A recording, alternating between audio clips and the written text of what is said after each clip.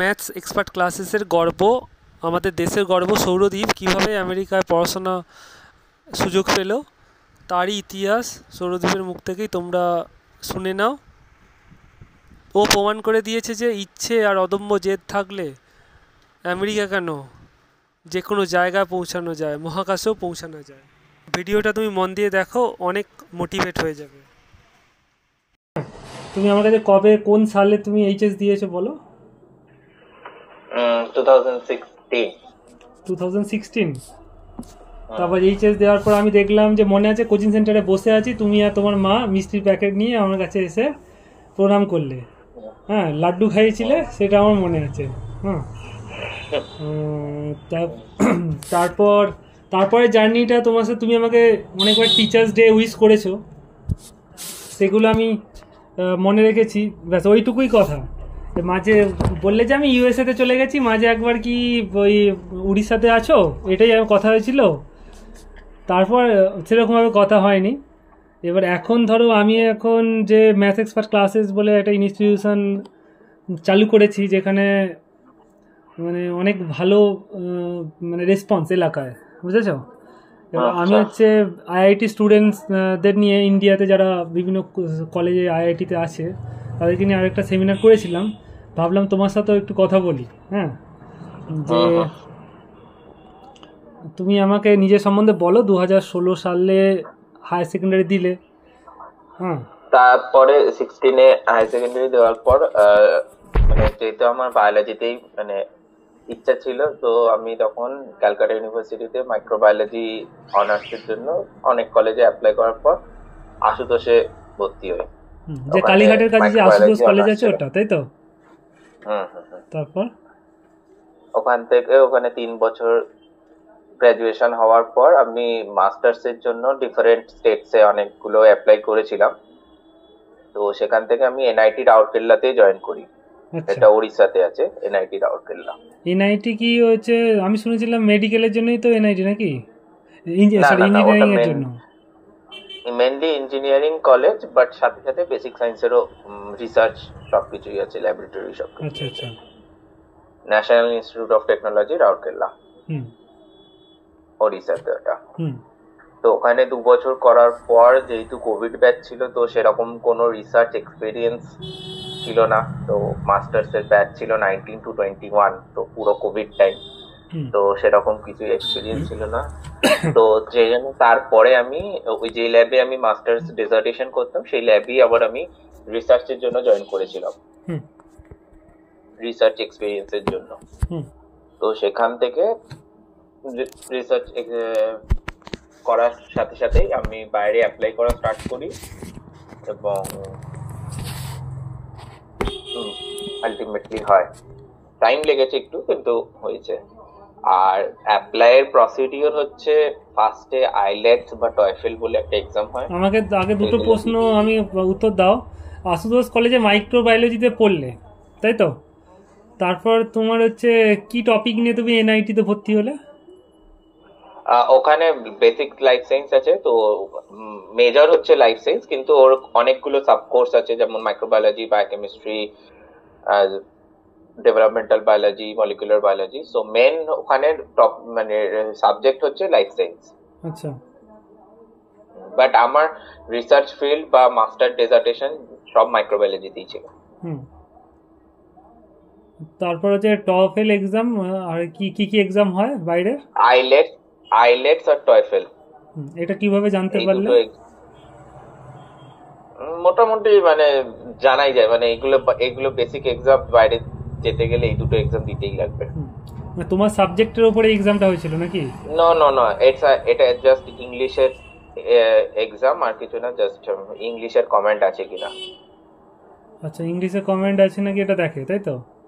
এছাড়া আর কিছু মানে তো এখানে কোনো সাবজেক্ট এক্সাম ওরকম কিছু নেই, জাস্ট ইংলিশের এক্সাম আছে কিনা, তারপরে অ্যাপ্লিকেশন করার পর ইন্টারভিউ প্যানেলেই যা সাবজেক্ট নলেজ টেস্ট হয়, আদারওয়াইজ কোনো সাবজেক্ট নলেজের টেস্টের জন্য আদার কোনো এক্সাম হয় না। আচ্ছা ঠিক আছে, আমি মানলাম তুমি টফেল এক্সামে কোয়ালিফাই করলে, তাই তো? কত মার্কসের এক্সাম হয়েছিল আর কত কত? ওটা আমি টয়ফেলটা দিইনি, কারণ এটা region to region base different করে। আমি আইলেটস এক্সামটা দিয়েছিলাম। আইলেটস এক্সামটা 9 পয়েন্টের এক্সাম হয়, তো আমি সেখানে 7.5 পেয়েছিলাম। আচ্ছা, তারপর? তো ওইটা হওয়ার পর আমি ডিফারেন্ট ইউনিভার্সিটিতে অ্যাপ্লাই করা স্টার্ট করি, সাথে সাথে পার্সোনাল প্রফেসরদের পার্সোনালও মেল করি। আচ্ছা, ওই ইউনিভার্সিটি পার্টিকুলারলি ইউনিভার্সিটির প্রফেসরদের তুমি হচ্ছে মেল করলে? শর্ট ডাউন করে পার্সোনালি মেল করা স্টার্ট করতে হয়। তো সেই মেলটা হয়ে গেলে এবারে অনেক মেল করতে হয় প্রথমত, কারণ রেসপন্স অনেকই কম আসে। তো তার যেখান থেকে রেসপন্স আসবে তারা যদি পছন্দ করে, তারপরে সেখানে ইন্টারভিউ হয়। 1 রাউন্ড, 2 রাউন্ড, 3 রাউন্ড, অনেক সময় অনেক রাউন্ডও হয়। করার পর সিলেকশন হয় যদি সেই প্রফেসরের পছন্দ হয়। এটা একটা ক্যাটাগরি। আর একটা ক্যাটাগরি হয় যে এক্সাম আইলেটস টফেল এক্সাম দেওয়ার পর ইউনিভার্সিটির যেমন অ্যাপ্লিকেশন পোর্টাল হয়, সেই অ্যাপ্লিকেশন পোর্টালে অ্যাপ্লাই করার পর ওরা যদি শর্ট লিস্টেড করে, তারপর সেখান থেকে ডাইরেক্ট ইন্টারভিউ হয়। ইন্টারভিউ হওয়ার পর ডিপার্টমেন্টে অ্যাডমিশন হওয়ার পর ল্যাব রোটেশন হয়। ল্যাব রোটেশন হওয়ার পর প্রফেসর চুজ হয়। এইটা ক্যাটাগরি। কিন্তু আমার যেটা, সেটা হচ্ছে আমি আগে থেকে প্রফেসরকে অ্যাপ্রোচ করে প্রফেসর ঠিক করে তারপর দেখছিলাম। মানে তুমি হচ্ছে প্রথম ধরো 2021-এ যখন মাস্টার ডিগ্রি কমপ্লিট করলে এনআইটিতে, তা লকডাউনের পর মানে তোমার কি যেতে হয়েছিল একদম আমেরিকাতে ইন্টারভিউ দেওয়ার জন্য? না না না, সব অনলাইন ইন্টারভিউ, কোথাও ফিজিক্যালি প্রেজেন্ট থাকতে হয় না। আচ্ছা, ঠিক আছে, মানলাম। এর জন্য কোর্স ফি বা কিরকম তুমি স্কলারশিপ পেয়েছো, এই হেল্প, যে একটা মানি একটা তো বিগ ইস্যু, তুমি ইউএসএ যাচ্ছ। এটা ডিপেন্ড করে state to state, country to country. তো ফুল স্কলারশিপ, আমার যে স্কলারশিপটা আছে ফুল স্কলারশিপ। আচ্ছা, তো এবার ধরো তুমি ওখানে গেছো, ওখানে পরিবেশ, থাকা খাওয়া কেমন, আমার ডিটেল বলো। এখন তো সকাল 9টা বললে না? এখন কটা বাজে সকাল? এখন 8:30, 8:45 বাজে। হ্যাঁ। তুমি কোথায় আছো?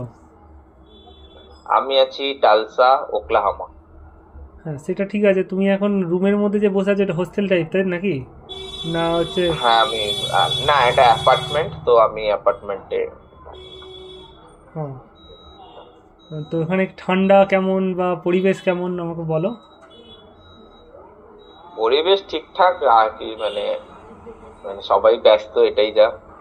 আর ওয়েদার কন্ডিশন খুব অ্যাডভার্স ওয়েদার কন্ডিশন, মানে খুবই প্রচুর ঠান্ডা, প্রচুর গরম, সবকিছুই।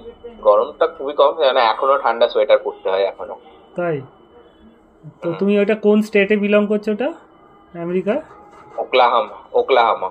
ওটা একটা মানে স্টেট, তাই তো? ওখানে হ্যাঁ, টেক্সাসের ওপরে। ও, তো কি খাওয়া দাওয়া করো তুমি? তুমি একাই আছো? জানুয়ারি ফেব্রুয়ারিতে তো প্রচুর, পুরোটাই 2 মাস ধরে পুরো বরফ থাকে। তো আফটার দ্যাট মার্চ এপ্রিলে এখনো ঠান্ডা আছে, আমি জানি না কতদিন ঠান্ডা চলবে। আচ্ছা, মানে পুরো রাস্তাঘাট বরফে ঢাকা পড়ে যায়? জানুয়ারি ফেব্রুয়ারিতে পুরো বরফ। আর যখন এসেছিলাম আগস্ট সেপ্টেম্বরে, তখন গরম ঠিকঠাক ছিল, 25 ডিগ্রি সেলসিয়াসের কাছাকাছি ছিল। তুমি একাই আছো, তাই তো? মানে ওখানে মা বাবা আছেন না? রুমমেটসও আছে। তো মা বাবা হচ্ছে কলকাতায়, তাই তো? তোমার ওই শিয়ালদায় বাড়িটা একবার গেছিলাম। শিয়ালদায় ওই বাড়িটাই তো নাকি? বঙ্গবাসী কলেজের সামনে এখনো আছি, তাই তো? হ্যাঁ হ্যাঁ। ও, আর এমনি কি খাওয়া দাওয়া করো? নিজে যা পারি বানিয়ে খাই। মানে নিজেই? ওখানে কি খায় জেনারেলি মানুষ? বার্গার পিজাই তো খায়, কিন্তু আমাদের তো বার্গার পিজা খেলে চলবে না, নরমাল ভাত ডাল মাছই খেতে হয়। আচ্ছা, ভাত ডাল সবই পাওয়া যায়? সব পাওয়া যায়, কিনতে সব পাওয়া যায়। তো ওই নিজেকে বানাতে হবে, আর কিছু না। মানে তুমি রান্না করতে পারো, তাই তো?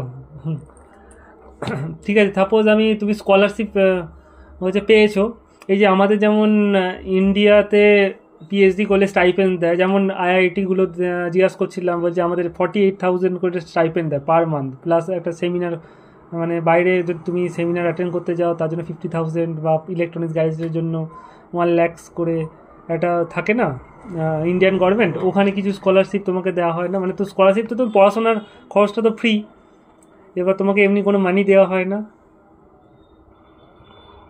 ইলেকট্রনিক গ্যাজেটস এখানে ওরকম কিছু নয়, কিন্তু ল্যাব ফেসিলিটিস যেমন ল্যাপটপ, কম্পিউটার, এগুলো সবই প্রোভাইড করে। হুম। আর এমনি আর কিছু মানে দেয় না, বাট আমাকেও কিছু দিতে হয় না, মানে উল্টা তোমাকে দিতে হয়, তাই তো? মানে কিছু যেমন আইআইটি এনআইটি তে একটা সেমিস্টার ফিস দিতে হয়, কিন্তু এখানে কোনো সেমিস্টার ফিস দিতে হয় না।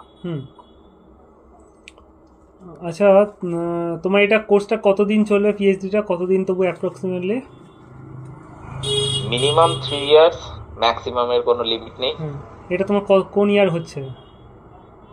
ফার্স্ট ইয়ার চলছে। ফার্স্ট ইয়ার চলছে। আর আমাকে বলো কবে আসছো এদিকে? ইচ্ছা তো আছে ডিসেম্বরের দিকে প্ল্যান করছি, তবে দেখি কি হয়। কতদিনের জন্য আসবে তবু? এলে তো মিনিমাম 3 to 4 উইকস। আচ্ছা, তো আমি যদি অ্যানুয়াল ফাংশন ওই সময় রাখি, তোমার ডেটেই আমি রাখবো যে তুমি আসতে পারবে, তো অসুবিধা নেই তো, আসবে তো নাকি? ঠিক আছে। মানে আমাদের এলাকায় আর কি মোটিভেট করলাম বাচ্চাগুলোকে যে তোমার মতো আর কি এটা তো মানে তুমি এর আচ্ছা বলো, তুমি এই যে পিএইচডিটা করে নিলে, তখন নাম তো তোমার ডক্টর সৌরদীপ মল্লিক হবে, তাই তো? তো আর নামের পাশে তো লেখাই থাকবে ইউএসএ বায়োকেমিস্ট্রি, এরকম লেখাই থাকবে।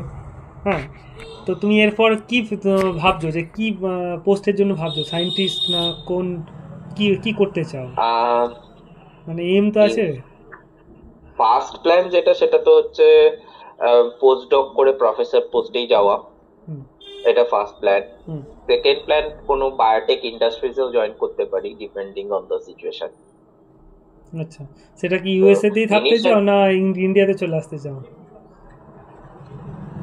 ডিপেন্ডস, এটা এখন বলা সম্ভব নয়, ওটা আগে কমপ্লিট হোক তারপর। আচ্ছা, তুমি আমাকে বলো যে তুমি এই যে যারা পড়াশোনা করছে, যারা স্বপ্ন দেখছে ফরেন যাবে, হ্যাঁ, যে সমস্ত স্টুডেন্ট তারা কিছুই জানে না, এবার তুমি হচ্ছে কীভাবে এই সবগুলো মানে একটা তুমি সাজেশন দাও যে আমার স্টুডেন্টদেরকে যে এইভাবে পড়লে, পড়াশোনা করলে, তুমি একটা মোটিভেশনাল কিছু একটা কথা বলো যাতে হচ্ছে সবাই সেটা মানে। মানে মোটিভেশন বলতে একটাই, গোল ফিক্স রাখতে হবে। অনেক মানে প্রসিডিওর ইজ নট ইজি, অনেক হার্ডশিপ আছে, বাট গোল ফিক্স রেখে এগোতে হবে, এটাই। আর কিছু মানে সেরকম নয়। আর পড়াশোনা যেরকম করার, যে সাবজেক্টে যাওয়ার জন্য যাওয়া, সব তো পড়তেই হবে, এটা কোনো কথা নয়, শুধু গোল ফিক্স রেখে এগোতে হবে, আর কিছু না। আচ্ছা, এটাই, যার লক্ষ্য নেই তার কিছুই হবে না, তাই তো? যেমন আমার লক্ষ্য হচ্ছে যে ম্যাথ এক্সপার্ট ক্লাসেসকে একটু হাই লেভেলে পৌঁছে দেওয়া। হ্যাঁ, সেই জন্য তোমাদের ভালোবাসা সাপোর্টে স্টুডেন্ট সংখ্যা ধীরে ধীরে বাড়ছে। হ্যাঁ, এই বছরই প্রথম অ্যানুয়াল ফাংশন করেছিলাম, এবারে দেখলাম যে 100+ স্টুডেন্ট। মানে এই 2-3 বছর আমি তো ইউপিতে ছিলাম, ধরো আগ্রাতেই 4 বছর ছিলাম ওখানে, মানে দিল্লি পাবলিক স্কুলে পড়িয়েছি, স্কুল লাইফ নিয়ে আর কি। তো তোমার ধরো কলকাতা থেকে আমি চলে আসি, তারপর আগে তো ইঞ্জিনিয়ারিং কলেজে পড়াতাম, এখন এই হাওড়া ডিস্ট্রিক্টে একটা জায়গার আমার একটা কোচিং সেন্টার আছে, ওখানে আর কি নিজস্ব কোচিং সেন্টার, ম্যাথস পড়াচ্ছি এখন, এটাকেই একটু হাই লেভেল পর্যন্ত দেখাচ্ছি। হ্যাঁ, হ্যাঁ, আরেকটা কথা, ধরো আমি ইউএসের কোনো বেঙ্গলি, হ্যাঁ, তোমার রুমমেট কি বেঙ্গলি না বাইরে থেকে? না না, ফ্রম নেপাল। নেপাল থেকে, মানে আমাদের প্রতিবেশী আছে তাহলে। আচ্ছা, আর বিভিন্ন কান্ট্রি থেকে, যেমন তোমার মানে বেঙ্গলি কেউ নেই, ইন্ডিয়ান কেউ নেই তোমাদের ইউনিভার্সিটিতে? আছে, ইন্ডিয়ান, বাংলাদেশ, সব সব জায়গায় আছে। ও, তোমাদের ডিউটি টাইম কতক্ষণ, যে তোমরা কতক্ষণ রিসার্চ করো?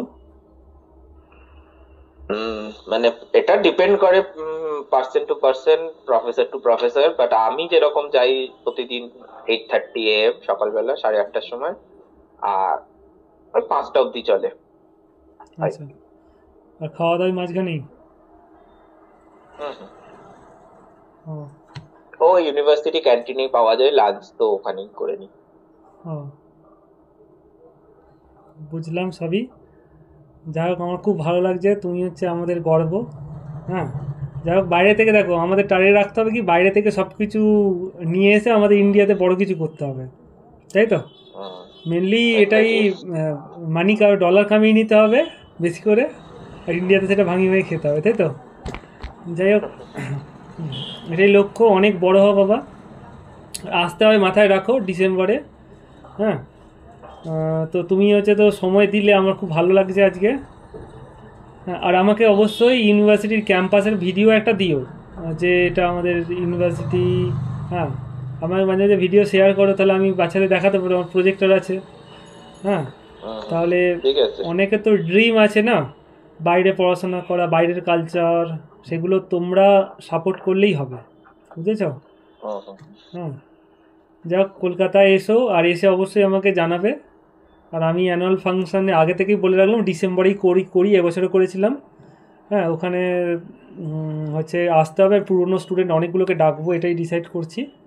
হ্যাঁ, সব দেখবো অনেক বিভিন্ন ইন্ডিয়ার জায়গা, বিভিন্ন জায়গা থেকে আসবে, যারা আইআইটিগুলোতে আছে, আইআইএসসিতে আছে, বুঝেছ? হুম হুম হুম। আর তুমি হচ্ছে আমার যতগুলো ঠিক আছে। স্টুডেন্ট আছে, হ্যাঁ, মানে তুমি কন্ট্যাক্ট রেখেছো প্রথম থেকে, তুমি একমাত্র বাইরে গেছো, ফরেনে গেছো, এছাড়া কে গেছে আমি জানি না। হ্যাঁ, তোমাদের ব্যাচে যে সৃজন বলে একটা ছেলে, আমার মনে পড়ছে, সৃজন বলে, ও কোথায় কন্ট্যাক্ট আছে হুম তোমার ও সাথে? হুম হুম। কন্ট্যাক্ট আছে, ও জব করছে। কোথায়? হ্যাঁ, অতটা ডিটেলস এখন বলতে পারবো না, মানে কিন্তু ও কলকাতাতেই আছে এবং ওখানে জব করছে। আর একটা সৌর্যদীপ্ত কোনো বলে, তোমার নাম আইটি সেক্টরে ও সৌ- আছে। উম, উম, ও আগে কগনিজেন্টে ছিল, এখন কোথায় একটা মানে দেখে ইঞ্জিনিয়ারিং বলতে করে, হবে আমার। ইঞ্জিনিয়ারিং করেছে সবই না? ইঞ্জিনিয়ারিং, সবাই দুজনেই ইঞ্জিনিয়ারিং, তো দুজনেরই আর আইটি আরেকটা সেক্টরেই মেয়ে আছে। ছিল যে বেলেঘাটা থেকে আসতো, কি নাম ছিল গো? আরেকটা মেয়ে ছিল তোমার সাথে পড়তো, বেলেঘাটা থেকে আসতো, কত মনে নেই, তাই তো? না। যাই হোক বাবা, হুম, খুব ভালো থেকো। হ্যাঁ, অনেক বড় হও। হুম, হ্যাঁ, এবার আগিয়ে যাও, আর হচ্ছে কোনো হেল্প লাগলে বলবে। হুম, যতটা হুম, হুম, হুম, সাপোর্ট করার করবো, ঠিক আছে? হুম। হ্যাঁ, টাটা, ভালো থেকো বাবা, রাখছি তাহলে। হ্যাঁ, থ্যাংক ইউ। হুম, হুম হুম। ওয়েলকাম।